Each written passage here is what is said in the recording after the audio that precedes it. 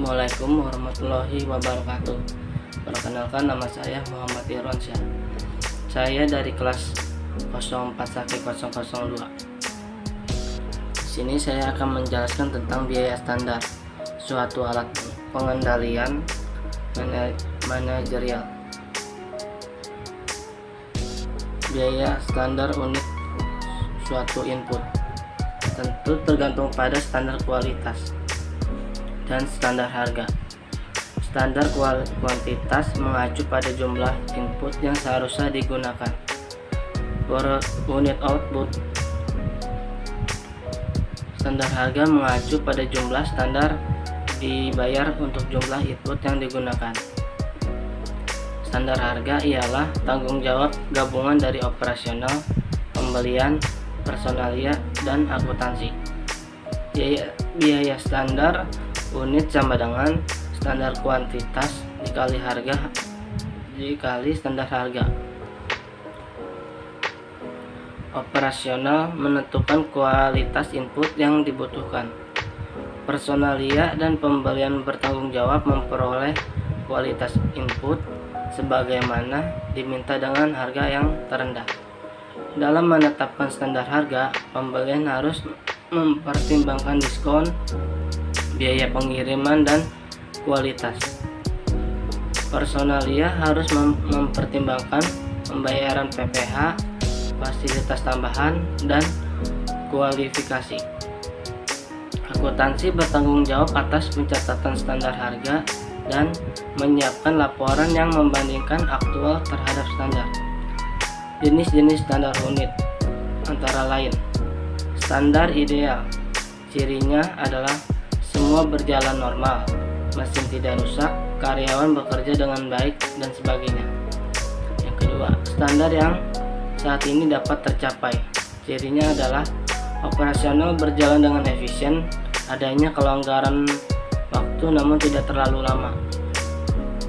Biaya standar adalah jumlah yang seharusnya dikeluarkan untuk memproduksi suatu barang dan jasa. Biaya standar yang dapat diraih dengan kondisi operasional yang efisien. Sistem perhitungan biaya standar digunakan untuk memperbaiki perencanaan untuk pengendalian serta memfasilitasi perhitungan harga pokok produk dengan membandingkan hasil aktual dengan standar yang membagi variasi dalam komponen harga dan kuantitas. Respon baik tersedia sebagai informasi. Dalam perusahaan manufaktur, biaya standar dikembangkan untuk bahan baku langsung, tenaga kerja langsung, dan overhead. Gambar biaya standar memberikan rincian untuk menggarisbawahi biaya standar per unit. Lembar biaya standar yang menyatakan kuantitas tiap input yang harus digunakan untuk memproduksi satu unit output. Analisis varian bahan baku langsung. Tanggung jawab terhadap pengendalian harga bahan baku langsung biasanya diemban oleh agen pembelian. Variasi dipengaruhi oleh faktor-faktor seperti kualitas, diskon, kuantitas, dan sumber dari pabrik. Langkah pertama dalam analisis variasi adalah memutuskan signifikan atau tidaknya variasi. Jika dinilai tidak signifikasi, langkah lebih baik jauh diperlukan. Variasi harga bahan baku dapat dihitung dari rumus MPV sama dengan AP dikali AQ dikurang SP dikali AQ, atau MPV sama dengan AP dikurang SP dikali AQ ketika bahan baku digunakan untuk produksi atau bahan baku dibeli. MUV sama dengan SP dikali AQ atau SP dikali SQ, atau MUV sama dengan AQ dikurang SQ dikali SP. Keterangannya, MPV atau MUV sama dengan varian harga bahan baku langsung. SP sama dengan harga standar per unit. HQ sama dengan kualitas aktual bahan baku yang digunakan. Assalamualaikum warahmatullahi wabarakatuh. Nama saya Ahmad Rivaldi. Saya akan melanjutkan apa yang disampaikan oleh Mas Irwan tadi. Yang kedua atau yang B adalah analisis varian tenaga kerja langsung. Yang pertama ada tarif-tarif tenaga kerja, sangat dipengaruhi oleh tekanan eksternal seperti pasar tenaga kerja dan kontrak persatuan buruh. Lalu ada tarif aktual jarang mengacu pada tarif standar. Munculnya variansi tarif tenaga kerja biasanya disebabkan oleh tarif upah rata-rata digunakan sebagai tarif standar. Lalu ada lembur yang tidak diperkirakan juga dapat menyebabkan variansi tarif tenaga kerja. Rumusnya adalah LIV sama dengan dalam kurung AH dikali SR atau tarif upah standar per jam, lalu dikurangi dalam kurung SH dikali SR, yang dimana SH itu jam standar tenaga kerja langsung yang seharusnya digunakan. Atau bisa juga menggunakan rumus LIV sama dengan dalam kurung AH jam aktual tenaga kerja langsung yang digunakan dikurangi jam standar kerja langsung yang seharusnya digunakan atau SH dikali SR, yaitu tarif upah standar per jam. Lalu yang ketiga adalah analisis varian biaya overhead. Poin-poinnya diantaranya yang pertama ada pada bahan baku langsung dan tenaga kerja langsung, total variansi dibagi menjadi variansi harga dan variansi efisiensi. Lalu ada variansi overhead. Total adalah perbedaan antara overhead yang dibebankan dan overhead yang aktual. Juga dibagi menjadi variansi komponen. Lalu banyaknya variansi komponen yang dihitung bergantung pada metode analisis variansi yang digunakan. Total varian overhead variabel dibagi menjadi dua, yaitu variansi pengeluaran overhead variabel dan variansi efisiensi overhead variabel. Total varian overhead tetap dibagi menjadi dua, yaitu variansi pengeluaran overhead tetap dan variansi efisiensi overhead tetap. Overhead variabel merupakan suatu input yang tidak homogen, gabungan dari sejumlah besar bahan baku, tenaga kerja tak langsung, listrik, pemeliharaan, dan lain-lain. Standar overhead variabel mewakili biaya beban per jam tenaga kerja langsung yang seharusnya muncul pada semua bagian overhead variabel. Variansi pengeluaran overhead tetap adalah perbedaan antara overhead tetap aktual dan overhead tetap yang dianggarkan. Variansi pengeluaran menguntungkan karena overhead tetap yang dikeluarkan,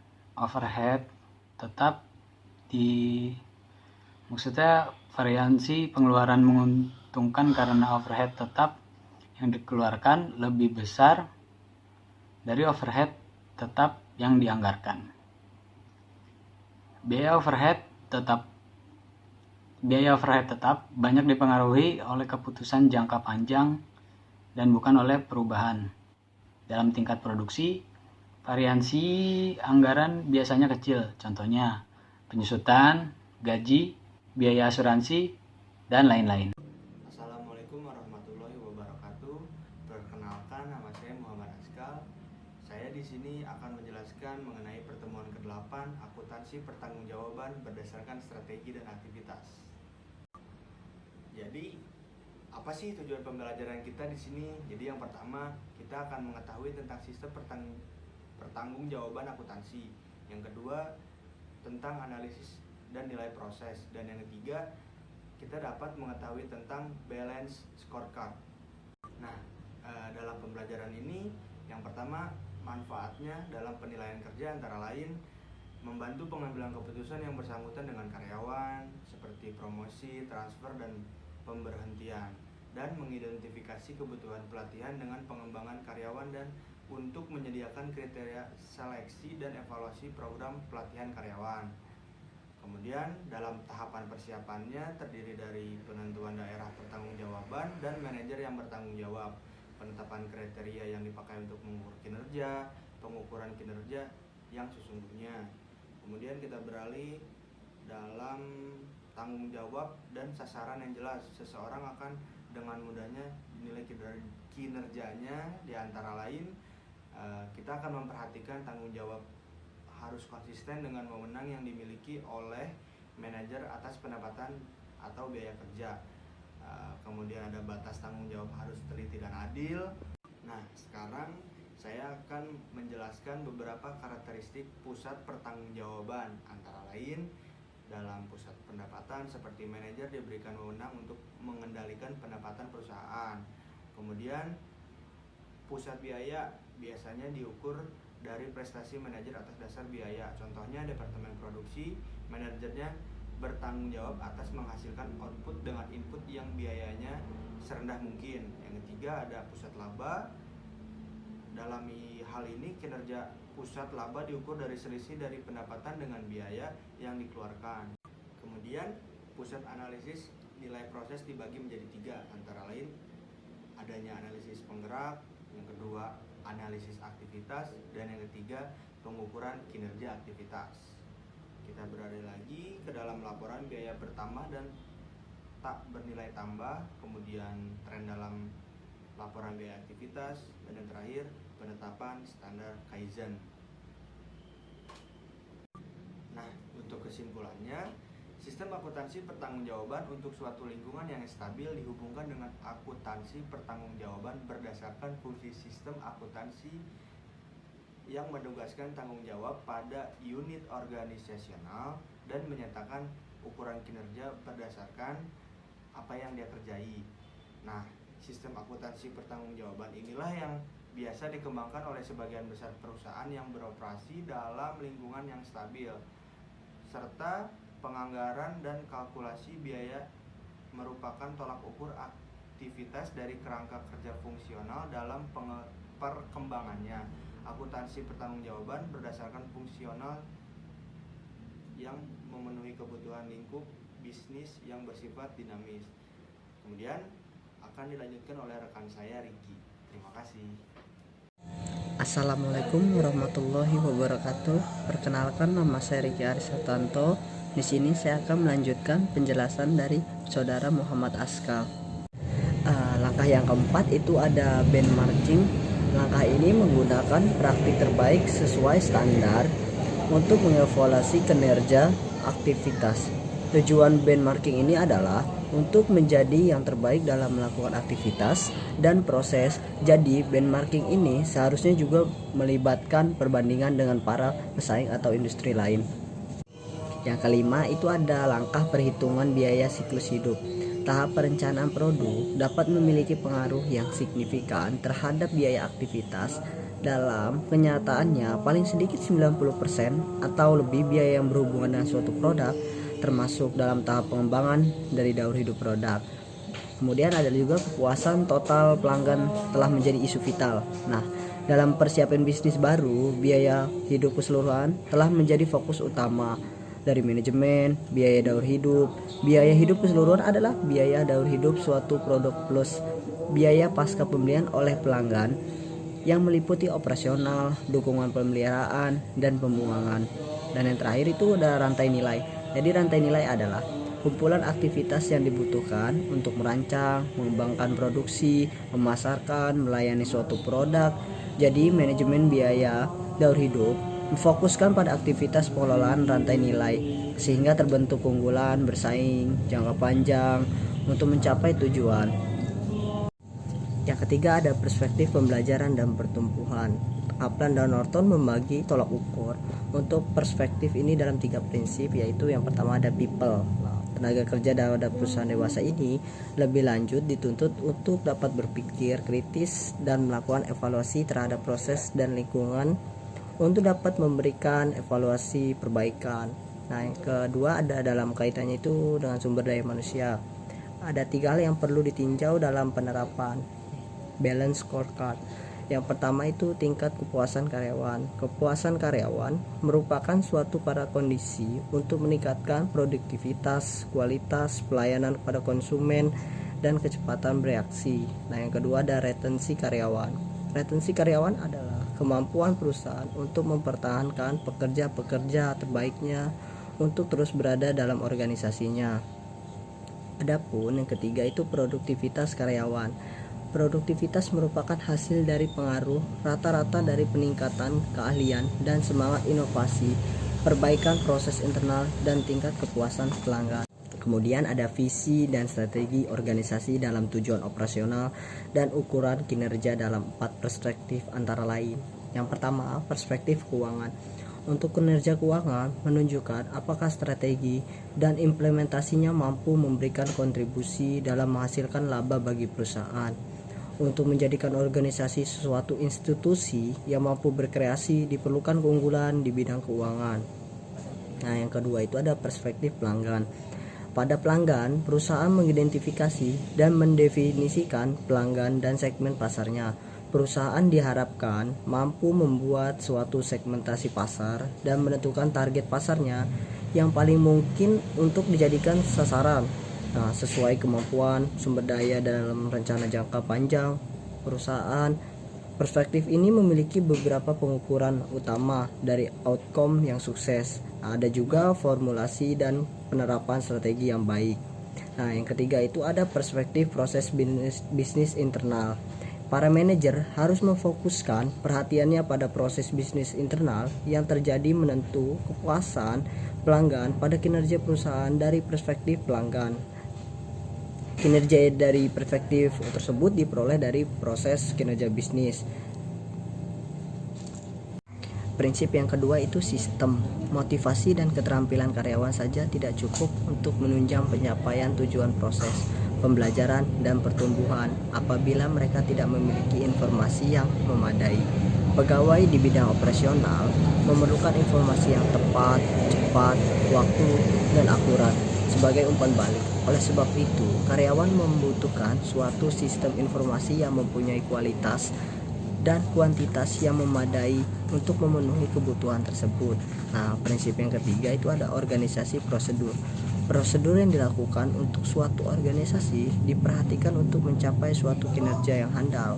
Prosedur dan perbaikan rutinitas harus diteruskan karena karyawan yang sempurna dengan informasi yang berlimpah tidak akan memberikan kontribusi pada keberhasilan usaha apabila mereka tidak dimotivasi untuk bertindak selaras dengan tujuan perusahaan.